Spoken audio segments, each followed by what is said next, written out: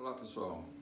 vamos conversar hoje sobre uma queixa interessante de pacientes que falam assim: eu sofri um acidente, ou então eu acordei um dia de repente e a minha mão não levantava, meus dedos não levantavam, eles só dobravam e a minha mão só dobrava assim e não levanta o punho e não estica os dedos.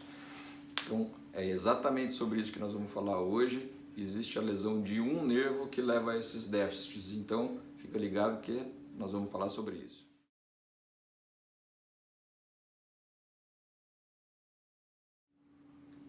Um dos nervos que tem origem lá no plexo braquial, mas que vem passando aqui pela região do ombro e aí cruza atrás da axila e corre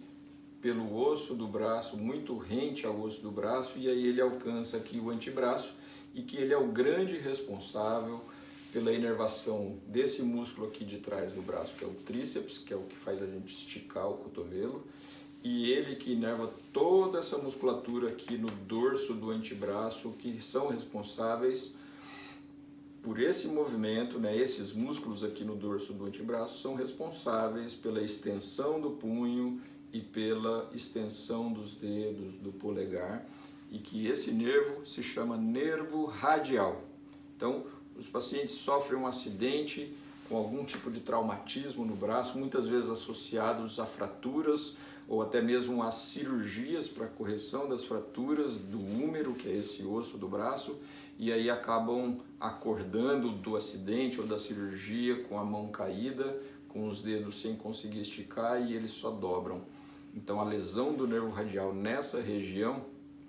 não gera fraqueza do tríceps, porque os ramos do tríceps já saíram um pouquinho antes aqui, mais proximamente. Então o tríceps em geral está forte, mas o punho não levanta e os dedos não esticam.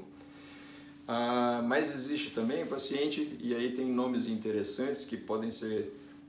conhecidos como paralisia do sábado à noite ou paralisia dos amantes para os franceses, que são pacientes que passam a noite muitas vezes por algum tipo de exagero na bebida alcoólica, dormem de mau jeito, apoiados sobre o braço e acabam, os franceses chamam de paralisia dos amantes, porque então um casal, que alguém deita em cima do braço e acaba apertando o nervo radial aqui na região do osso, né, do húmero, e aí acaba acordando com a mão paralisada. Os mecanismos envolvem energias diferentes, então essa paralisia do sábado à noite ou paralisia dos amantes em geral tem recuperação boa e espontânea sem necessariamente precisar de cirurgia,